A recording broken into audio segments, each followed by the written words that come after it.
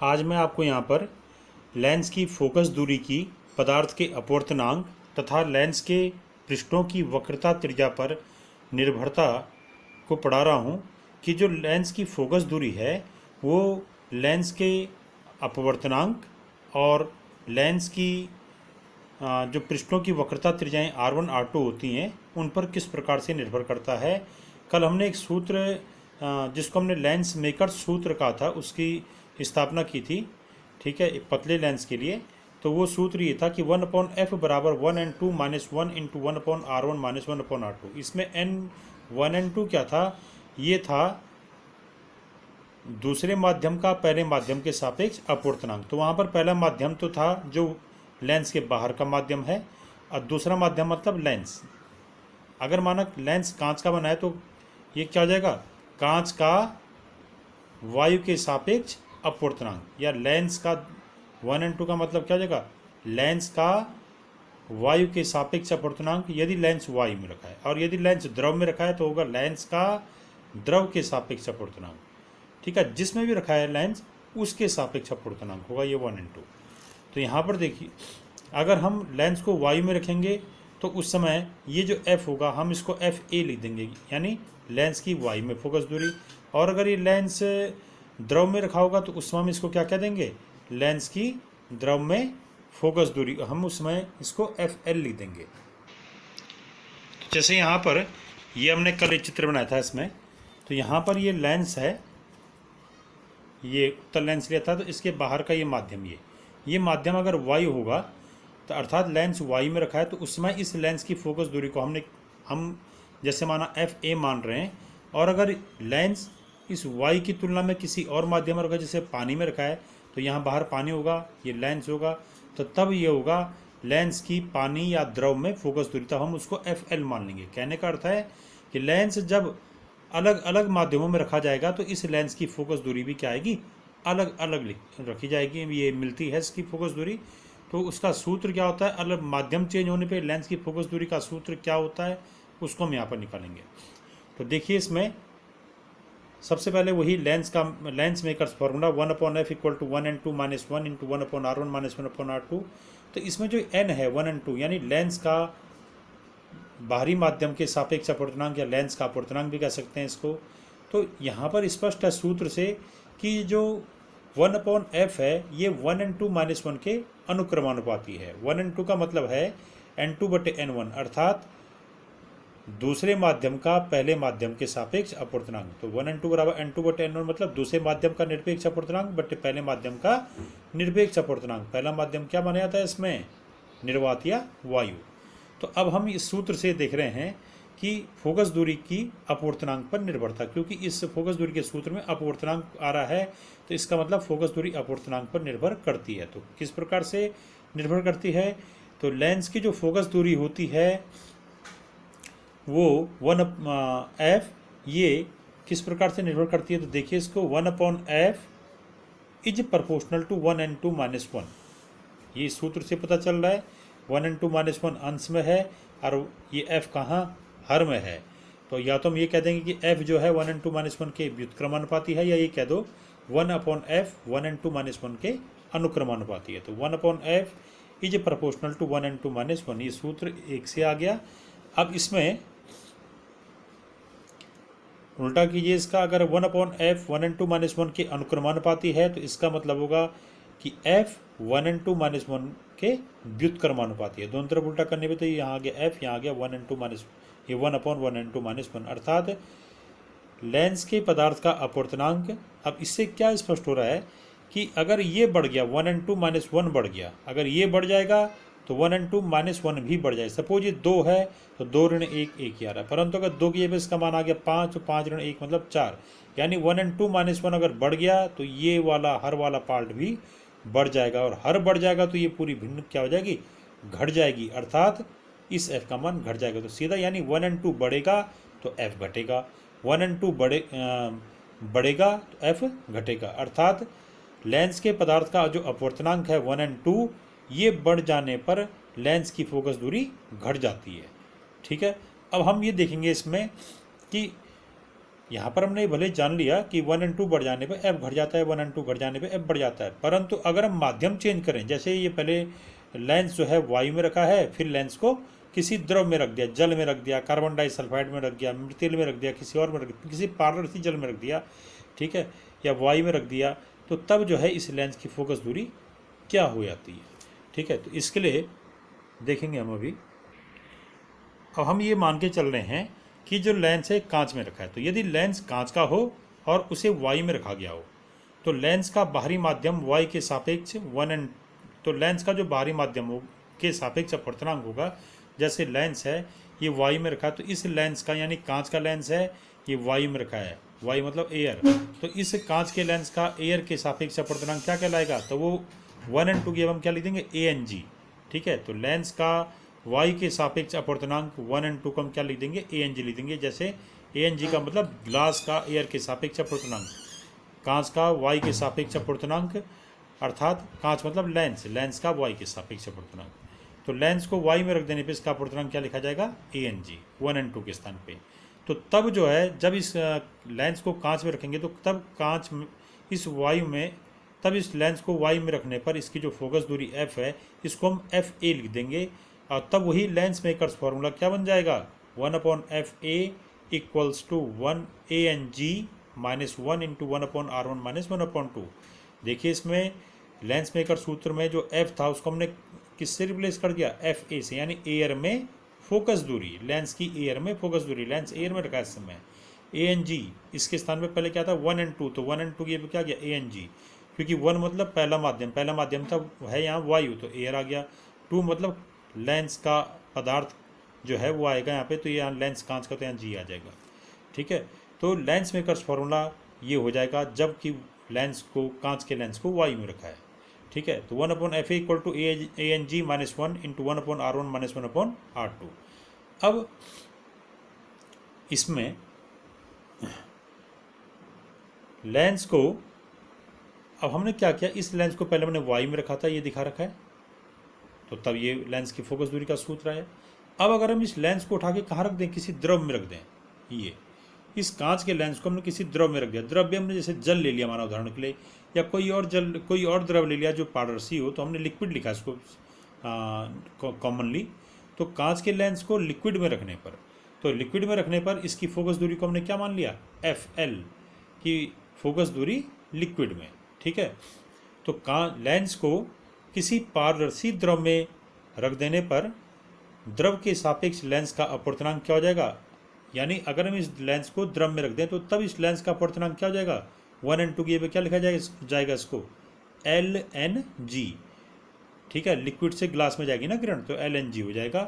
तो तब जो है लेंस का द्रव के साथ, अगर हम लेंस को किसी पारदर्शी द्रव में रख दें तो लेंस का द्रव के सापेक्ष अपवर्तनांक LNG हो जाएगा 1 और 2 के स्थान पे, और तब जो है इस द्रव में, ये जो द्रव है इस द्रव में इस लेंस की जो फोकस दूरी है उसको हम FL लिख देंगे, और तब लेंस मेकर सूत्र में F के स्थान पे FL रखेंगे, 1 और 2 के स्थान पे क्या रख देंगे LNG रख देंगे, और हमें ये सूत्र मिल जाएगा 1/FL equal to LNG minus 1 into 1/R1 minus 1/R2। इसमें R1 R2 क्या हैं, लेंस की वक्रता त्रिज्याएँ हैं। LNG मतलब ग्लास का लिक्विड के सापेक्ष अपवर्तनांक, जबकि लेंस लिक्विड में रखा है। अब इसको हमने समीकरण नंबर 3, और ये जो समीकरण नंबर 2 रखा गया था कौन सा, जब लेंस वायु में रखा था। ठीक है, अब हम समीकरण नंबर 2 में समीकरण नंबर 3 का भाग देने, तो भाग देने में क्या आ जाएगा 1/FA बटे 1/FL। तो समीकरण नंबर 3 में समीकरण नंबर 2 का भाग देने पे यह आ गया 1/FA बटे 1/FL इक्वल्स टू, इक्वल में क्या हो जाएगा, देखिए समीकरण नंबर 2 और समीकरण नंबर 3 दोनों के ये बाएं, जो दाएं पक्ष में ये वाला ब्रैकेट है 1/R1 माइनस 1/R2 ये सेम है, ये कट जाएगा, तो इसमें इसका भाग देंगे तो ये कट जाएगा पार्ट, और सिर्फ क्या बचेगा ANG माइनस 1/LNG माइनस 1। तो ये फाइनल फार्मूला क्या बन गया 1/FA upon 1/FL equal to ANG minus 1/LNG minus 1। ये आ गया, ये 1/FA equal to 1/FL equal to ANG minus 1/LNG minus 1। अब इसमें जो ये LNG है, तो इस LNG का वैसे सूत्र आ चुका है, यहाँ से सूत्र क्या आ जाएगा यहाँ से कि ये पहला गुणा के चौथा अंश में रखिए, दूसरा गुणा के तीसरा हर में रखिए, तो ये यहाँ तो बन जाएगा एफ एल बटे एफ ए बराबर A N G minus one upon L N G minus one. तो यहाँ पर जो हम इस सूत्र में देख रहे हैं 1 upon F A into 1 upon F L equal to A N G minus one upon L N G minus one, तो ये आगे हल करने पे क्या आ जाएगा F L upon F A equal to A N G minus one upon L N G minus one. अब इसमें जो एल एन जी है, इस एल एन जी के लिए मैं एक सूत्र बना रहा हूँ यहाँ पे। तो देखिए हमने ये लेंस की उसमें माध्यम की उत्कीर्णता से पढ़ा था कि जैसे तीन माध्यम है, एक है वायु, एक है द्रव, एक है कांच। तो प्रकाश कण पहले जैसे वायु से द्रव में गई, द्रव से फिर कांच में गई, फिर कांच से बाहर किस में आई, वायु में आ गई। तो हम तब उत्क्रमणिता के सिद्धांत से पढ़ा हमने ए एन एल या माध्यमों का संयोजन से पढ़ा था। उसमें सूत्र A N L into L N G into G N H equal to one, ये हमने पढ़ा था। ए एन एल मतलब लिक्विड का एयर के सापेक्ष अपवर्तनांक, जब प्रकाश कण एयर से लिक्विड में आ रही है। फिर इंटू एल एन जी मतलब प्रकाश कण एल से लिक्विड से ग्लास में आ रही है, तो ये हो जाएगा ग्लास का लिक्विड के सापेक्ष अपवर्तनांक। और ये जी एन ए यानी प्रकाश कण ग्लास से एयर में जा रही है, तो उसमें ये हो जाएगा एयर का ग्लास के सापेक्ष अपवर्तनांक। तो हमने ये सूत्र पढ़ा था उसमें कि A N L into L N G into G N A equal to one. वहाँ पर हमने इसको क्या लिखा था 1 and 2 into 2 and 3 into 3 and 1 equal to 1, ऐसा लिखा था। तो 1 के स्थान पे ए आ गया, 2 के स्थान पे एल आ गया, 3 के स्थान पे जी आ गया। तो ये हो जाएगा A N L into L N G into G N A equal to 1। तो यहाँ पर ये एल एन जी का जो सूत्र है, एल एन जी बराबर क्या आ जाएगा 1, ये 1 upon A N L into G N A, ये आ गया A N L into G N A, ये आ गया आपका। तो यहाँ पर ये A N ji N A. अब इसके बाद तो एल एन जी बराबर आ गया 1 upon A N L into G N A. अब हमने क्या किया इसके बाद, यहाँ पर जो जी एन ए वाला पार्ट है इसको मैं आगे सॉल्व कर रहा हूँ। हमने उत्क्रमणिता के सिद्धांत से पढ़ा था कि G N A into A N G equal to 1। आपको याद होगा कि वो एक सूत्र था 1 and 2 into 2 and 1 equal to 1। तो 1 के जगह पे 1 and 2 की जगह पे क्या लिया जी एन ए इंटू 2 and 1 की जगह पे ए एन जी, यानी जो यहाँ पहले था वो यहाँ लास्ट में, जो यहाँ लास्ट में वो यहाँ पहले लिख दिया, उलट दिया इनको। ठीक है, तो G N A into A N G equal to 1। तो इसमें जो जी एन ए का मान क्या आ जाएगा, जी एन ए बराबर आ जाएगा 1 अपॉन ए एन जी, यानी जी एन ए के स्थान पे हम 1 अपॉन ए एन जी रख सकते हैं। इन दोनों का स्थान उलट गया यहाँ पे जी और ए का। तो जी एन ए के स्थान पे 1 अपॉन ए एन जी, हम ये सूत्र यहाँ रख देंगे एल एन जी वाले फॉर्मूले में। तो तब ये एल एन जी बराबर हो जाएगा, एल एन जी बराबर 1 बटे ए एन एल इंटू 1 बटे ए एन जी। ठीक है, 1 बटे ए एन जी क्यों आए, पहले तो जी एन ए था, जी एन ए की जगह पे क्या रख दिया हमने, ये वाला मान रख दिया 1 अपॉन ए एन जी। तो जी एन ए की जगह पे 1 अपॉन ए एन जी आ गया। अब ये ए एन जी अंश में चल जाएगा, तो फाइनल फार्मूला बन गया एल एन जी बराबर A N G upon A N L. ठीक है, अब यानी हम एल एन जी के स्थान पे A N G upon A N L रख सकते हैं। तो यही हम जो है यहाँ पर जो सूत्र हम देख रहे थे उसमें रखेंगे। तो एल एन जी का मान रखने पे ये आगे सूत्र 1 ये एफ एल बटे एफ ए बराबर A N G minus 1 upon L N G minus 1। तो तब यहाँ पे एफ एल बराबर आ जाएगा, एफ एल बराबर ही एफ ए इधर चले गया इंटू में, तो ये हो जाएगा एफ एल बराबर ए एन जी माइनस 1 बटे L N G minus 1 into F A. अब मैं एल एन जी का सूत्र रख रहा हूँ यहाँ पे, तो ये हो जाएगा एफ एल यानी लेंस की द्रव में फोकस दूरी F L equal to A N G minus 1 upon ये A N G upon A N L minus 1 into F A. ये एल एन जी का वो मान आ गया जो हमने अभी बताया था कि एल एन जी की जगह क्या रखते हैं ए एन जी बटे ए एन एल। ठीक है, जी वाला पार्ट अंश में, एल वाला पार्ट हर में। ये तो एल एन जी बराबर क्या रख दिया यहाँ पे A N G upon A N L. तो एफ एल का सूत्र यानी लिक्विड में द्रव लेंस की फोकस दूरी, ठीक है, लेंस की द्रव में फोकस दूरी आ गया एफ एल बराबर A N G minus 1 upon A N G upon A N L minus 1 into F A. F A मतलब एयर में यानी हवा में लेंस की फोकस दूरी। इसको समीकरण नंबर 6 डाल दिया। अब इससे हम निष्कर्ष निकालेंगे। तो जैसे हम एक केस ले रहे हैं स्थिति, तो एक विशेष केस फर्स्ट कि यदि क्या हो जाए, इस भिन्न से हम लेंगे केस, वह हो सकता है ए एन जी माने ग्लास का एयर के सापेक्ष अपवर्तनांक, ए एन एल लिक्विड का एयर के सापेक्ष अपवर्तनांक। हो सकता है ये दोनों पार्ट आपस में बराबर हो सकता है ये ए एन जी बड़ा हो एन एल छोटा हो सकता है A N ji A N L से छोटा हो। तो हम सबसे पहली कंडीशन ले रहे हैं कि यदि ये ए एन एल इस ए एन जी से छोटा है, A N L A N G से छोटा है, तो उस कंडीशन में जब A N L A N G से छोटा होगा तो इसको यहाँ ये क्या हो जाएगा, इसका मतलब है A N ji A N L से बड़ा होगा। और जब A N ji A N L से बड़ा, ये इससे बड़ा हो गया, तो तब क्या आ जाएगा, A N G upon A N L ये 1 से बड़ा हो जाएगा। ठीक है ना, जब ये इससे बड़ा होगा तो तब ये आ जाएगा A N G upon A N L.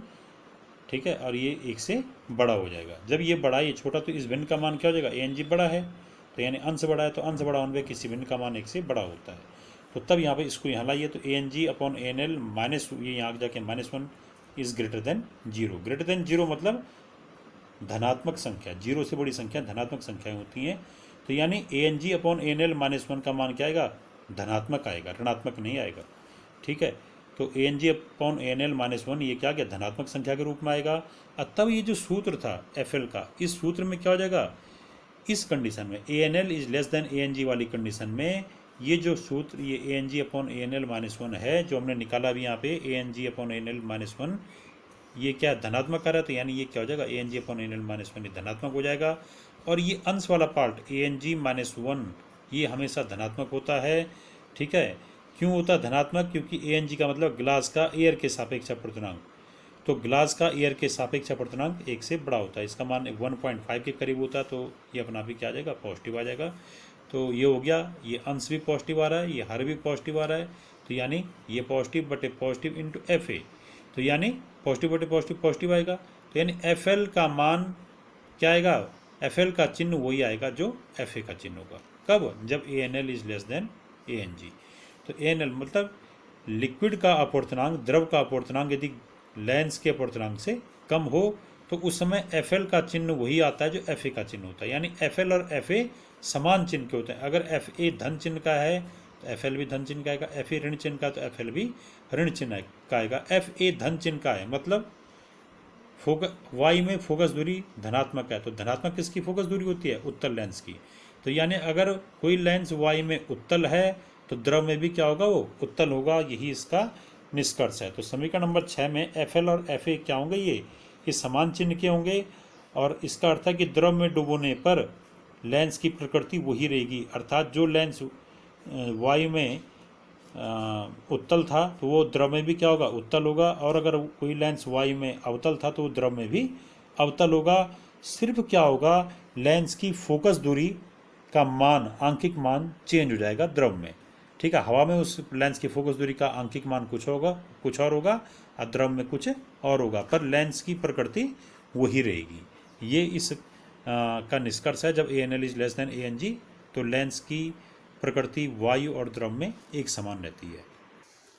अब यदि हम यहाँ पर इस केस पर एक एग्जाम्पल देखें कि जैसे कोई लेंस, पहले कांच का लेंस है माना, वायु में रखा हुआ है, तब हम उसको कहाँ रख रहे हैं, जल में रख रहे हैं।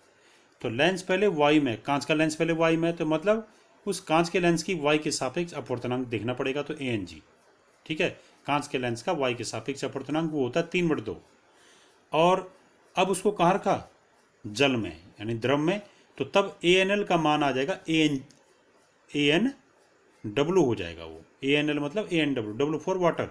तो ए एन एल के का मान कितना आएगा, यानी वाटर का एयर के सापेक्ष अपूर्णांक, तो हम जानते हैं कि वाटर का एयर के सापेक्ष अपूर्णांक होता है 4/3।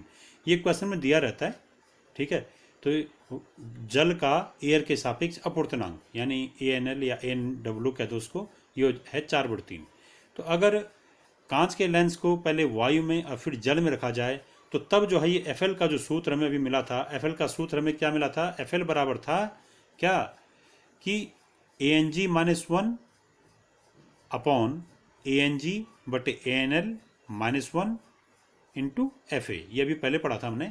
तो वहाँ पे ए एन जी के स्थान पे 3/2 रख दीजिए, ए एन एल के स्थान पे 4/3 रख दीजिए। तो ये एफ एल बराबर आ जाएगा 3/2 -1 upon 3/2 upon 4/3 -1 into F A for focal length in air.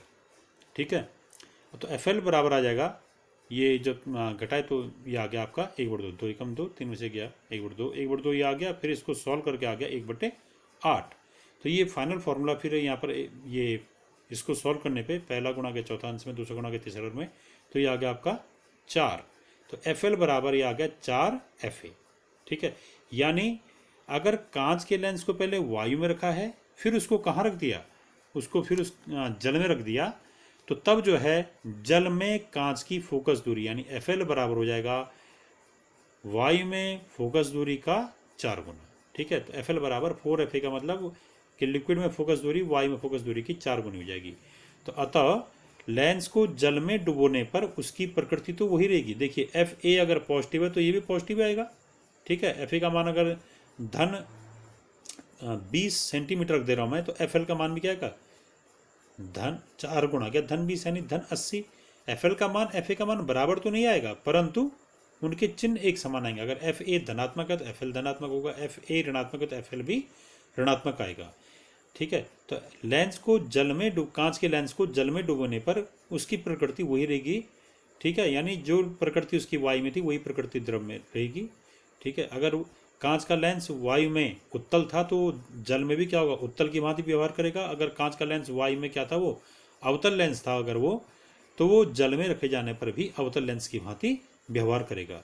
ठीक है, भले ही जल में उसकी या द्रव में उसकी फोकस दूरी कुछ अलग होगी, उसका अंकित मान कुछ अलग होगा, और वायु में उसका अंकित मान F का मान कुछ अलग होगा। अब केस सेकंड, अब सेकंड केस क्या है, पहले हमने फर्स्ट केस में क्या लिया था कि ANL का मान ANG से कम हो। अब हम ले रहे हैं इसमें यदि ANL का मान ANG से अधिक हो, यानी अगर लिक्विड का अपवर्तनांक द्रव का अपवर्तनांक कांच के अपवर्तनांक से अधिक हो, यानी कांच मतलब लेंस, तो यदि द्रव का अपवर्तनांक लेंस के अपवर्तनांक से अधिक हो तो तब उस समय जो है ये ANL ये इसके अपन लिया ये, तो ANL अपॉन ANG ये क्या हो जाएगा 1 से बड़ा हो जाएगा, यहाँ 1 छूट जाएगा।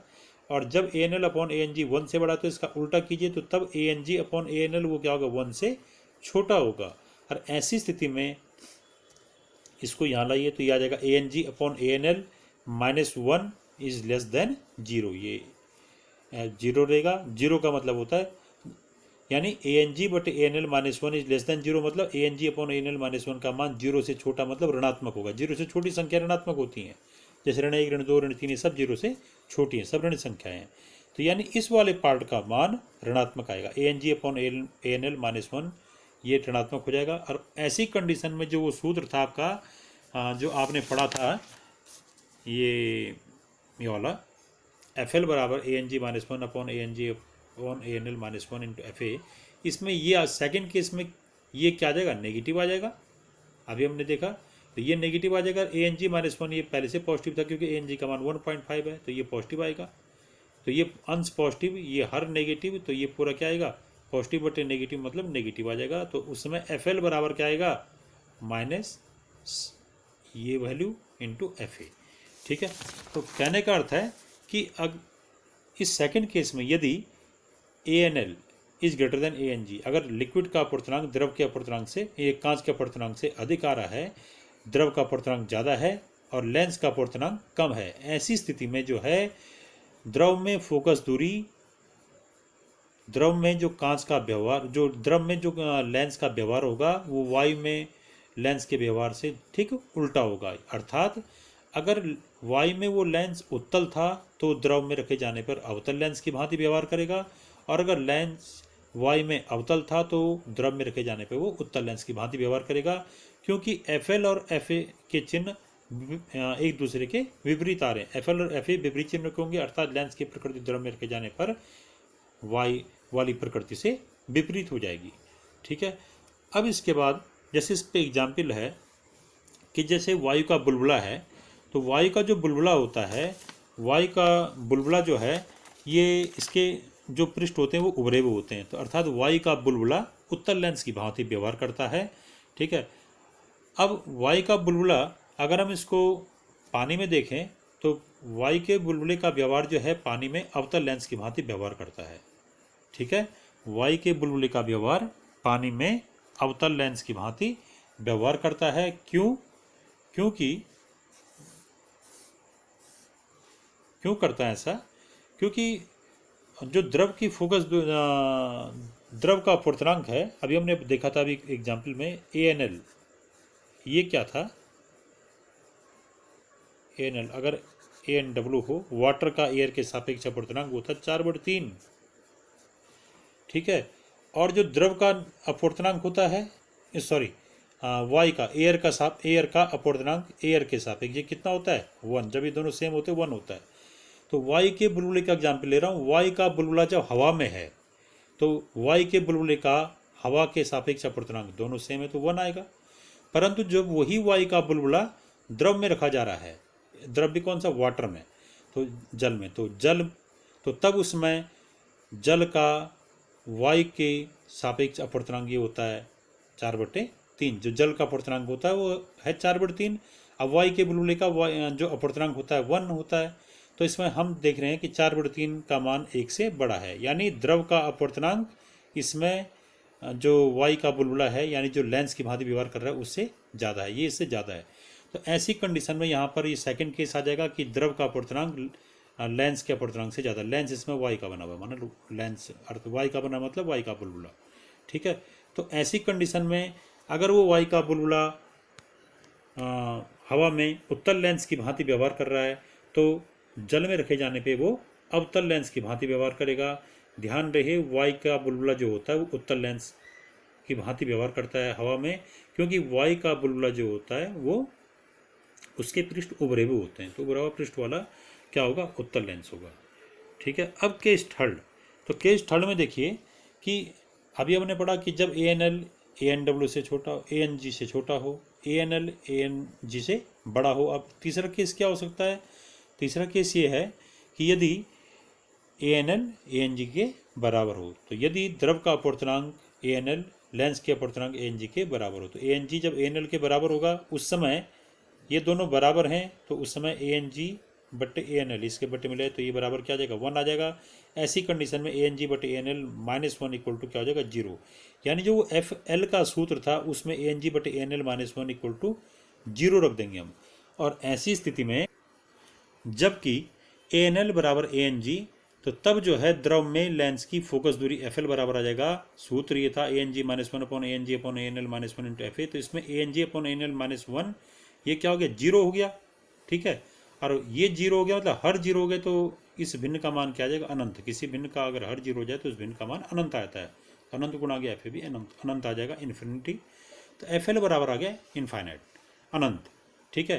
तो यानी अनंत किसकी फोकस, द्रव में फोकस लेंस की फोकस दूरी द्रव में क्या आ रही है, अनंत आ रही है। तो अनंत फोकस दूरी किसकी आती है, समतल कांच की प्लेट की आती है। अगर कोई पारदर्शी कांच की समतल प्लेट है तो उसकी फोकस दूरी क्या होती है, अनंत होती है। तो यानी अगर कांच का लेंस हम ऐसे द्रव में रख रहे हैं जिस द्रव का अपवर्तनांक कांच के लेंस के अपवर्तनांक के बराबर है, तो यानी इस कंडीशन में जब ANL बराबर ANG अगर हो जाए तो उस समय कांच का लेंस ऐसे द्रव में रखे जाने पर जिसका अपवर्तनांक ANG के बराबर आ रहा है, तो तब कांच का लेंस जो है एक समतल कांच की प्लेट की भांति व्यवहार करेगा। तो ANL बराबर ANG की स्थिति में लेंस द्रव में रखे जाने पर कांच की समतल पारदर्शी प्लेट की भांति व्यवहार करेगा। और ये पारदर्शी प्लेट की भांति व्यवहार करेगा मतलब अदृश्य जैसा लगेगा ये, ठीक है। तो कांच की समतल और अदृश्य क्यों, क्योंकि कांच की समतल प्लेट की फोकस दूरी क्या होती है, अनंत होती है। इस पे एग्जाम्पल क्या है, एग्जाम्पल है जैसे फ्लिंट कांच है ऐसे, तो फ्लिंट कांच का जो लेंस होता है उसको अगर हम कार्बन डाइसल्फाइड द्रव के रूप में है जो, ठीक है, अगर हम फ्लिंट कांच के लेंस को कार्बन डाइसल्फाइड के द्रव में रख दें तो वहाँ पर जो है वो कांच का लेंस जो है वो कांच का लेंस था जो समतल कांच की प्लेट की भांति व्यवहार करता है और वो अदृश्य हो जाता है, ठीक है। जैनक कांच जो कांच का लेंस है वो फ्लिंट कांच का भी हो सकता है, जैनक कांच का भी हो सकता है, क्राउन कांच का भी हो सकता है। पर ये फ्लिंट कांच के लिए कंडीशन कि फ्लिंट कांच के लेंस को अगर हम कार्बन डाइसल्फाइड यानी CH2 के द्रव में रख दें तो वहाँ पर वो समतल कांच की प्लेट की भांति वो लेंस व्यवहार करता है। क्यों करता होगा, क्योंकि जो कार्बन डाइसल्फाइड द्रव है उसका अपवर्तनांक फ्लिंट कांच के अपवर्तनांक के बराबर है, इसलिए। अब वक्रता त्रिज्याओं पर निर्भरता देखिए, तो माना जो लेंस हम देख रहे हैं उस लेंस की वक्रता त्रिज्याएं R1 R2 हैं। तो यहाँ पर जो सूत्र है 1/f = 1 × 1 × 1/R1 - 1/R2, इस सूत्र में देखिए कि अगर R1 R2 बढ़ जाएंगे तो F भी क्या हो जाएगा, बढ़ जाएगा। अर्थात लेंस की जो फोकस दूरी है वो वक्रता त्रिज्याओं के अनुक्रमानुपाती होती है। वक्रता त्रिज्याएं बढ़ जाने पर लेंस की फोकस दूरी भी बढ़ जाती है, ठीक है। अगर माना उत्तल लेंस हमारे पास, तो उत्तल लेंस के लिए R1 हमेशा पॉजिटिव होता है और R2 हमेशा क्या होता है, नेगेटिव होता है, ठीक है। जैसे मैं यहाँ पर इसको चित्र से भी समझा रहा हूँ, यहाँ पे जैसे उत्तर लेंस है तो इस उत्तर लेंस के लिए R1 पॉजिटिव क्यों होगा, जैसे उत्तर लेंस का प्रथम पृष्ठ हमें से ये माना जाता है, ये बाएं वाला। तो इस बाएं वाले पृष्ठ का जो गोला होगा वो इस साइड पूरा हो रहा होगा।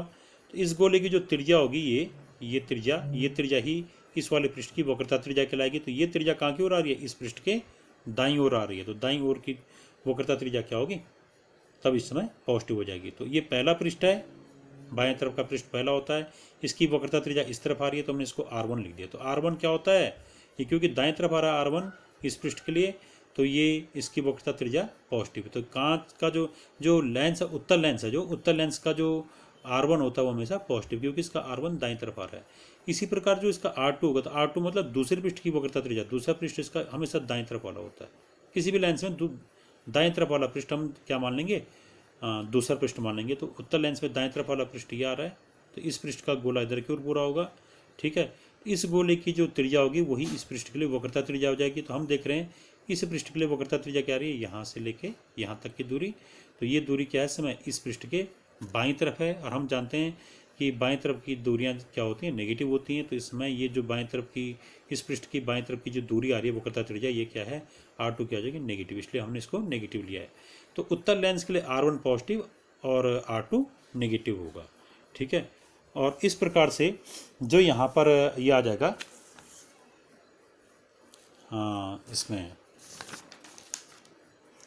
उत्तर लेंस के लिए R1 धनात्मक और R2 ऋणात्मक है, अतः उत्तर लेंस की फोकस दूरी क्या हो जाएगी, F धनात्मक हो जाएगी। क्यों, क्योंकि अगर R1 पॉजिटिव हो गया, R2 क्या हो गया, नेगेटिव हो गया, तो ऐसी कंडीशन में क्या हो जाएगा, ऐसी कंडीशन में जो R2 नेगेटिव है, तो यहाँ पर इस सूत्र में मान क्या हो जाएगा, ये R1 हम प्लस लिख देंगे, R2 को हम माइनस लिख देंगे, तो माइनस माइनस का ये क्या हो जाएगा, प्लस हो जाएगा। तो उत्तर लेंस के लिए R1 प्लस, R2 नेगेटिव, तो नेगेटिव नेगेटिव पॉजिटिव। तो उत्तर लेंस के लिए सूत्र क्या हो जाएगा, 1/f = 1 × 2 - 1 × 1/R1 + 1/R2, यानी ये इसका मान पॉजिटिव आएगा। जबकि अवतल लेंस के लिए R, ये देखिए अवतल लेंस का जो पहला पृष्ठ है ये है, इधर का पृष्ठ होता है पहले, तो इसका जो गोला पूरा हो रहा है बाईं तरफ हो रहा है, तो यानी इसकी जो वक्रता त्रिज्या आएगी, ये पहला पृष्ठ की वक्रता त्रिज्या R1 इसमें इधर की ओर आ रही है, बाईं तरफ आ रही है इसके, तो यानी R1 नेगेटिव हो जाएगा। इसी अवतल लेंस के लिए, इस अवतल लेंस का जो ये दूसरा पृष्ठ है, इस दूसरे पृष्ठ का गोला इस तरफ पूरा होगा, तो इस गोले की जो वक्रता त्रिज्या आएगी वो ये वाली आएगी, यानी इस गोले का जो त्रिज्या होगी यहाँ से लेके यहाँ तक, वही इस वाले दूसरे पृष्ठ के लिए क्या होगा, वक्रता त्रिज्या। तो दूसरे पृष्ठ की वक्रता त्रिज्या क्या आ रही है, इस टाइम इसके दाईं तरफ आ रही है, इसलिए दूसरे पृष्ठ की वक्रता त्रिज्या R2 ये पॉजिटिव है। जबकि इसी अवतल लेंस के पहले पृष्ठ की वक्रता त्रिज्या इसके बाईं ओर है, इसलिए इसके पहले पृष्ठ की वक्रता त्रिज्या R1 क्या है, नेगेटिव। तो अवतल लेंस के लिए R1 नेगेटिव लेंगे हमेशा, R2 पॉजिटिव लेंगे। ऐसी कंडीशन में जो ये जो सूत्र है वो अवतल लेंस के लिए क्या हो जाएगा, R1 क्या का माने, नेगेटिव, तो R1 नेगेटिव और R2 पॉजिटिव। तो ये नेगेटिव हो रहा है, ये भी फाइनल फॉर्मूला क्या आ जाएगा इसका, 1/f, अवतल लेंस के लिए 1/f × 1 × 2 - 1, और ये R1 भी नेगेटिव, R2 पॉजिटिव अवतल लेंस के लिए। तो फाइनल फार्मूला बन गया 1/f = -1 × 2 - 1, माइनस कॉमन आ गया, तो यहाँ माइनस से मैंने कॉमन ले लिया, तो 1/f = 1 × 2 - 1, 1/R1 + 1/R2। ठीक है, तो अवतल लेंस के लिए जो फोकस दूरी आएगी वो क्या आएगी, इस ऋण चिन्ह के कारण नेगेटिव आएगी। ठीक है, इस पर न्यूमेरिकल करने हैं, न्यूमेरिकल कर लेना आप लोग, और मैं भी कराऊंगा इसमें न्यूमेरिकल। Thank you.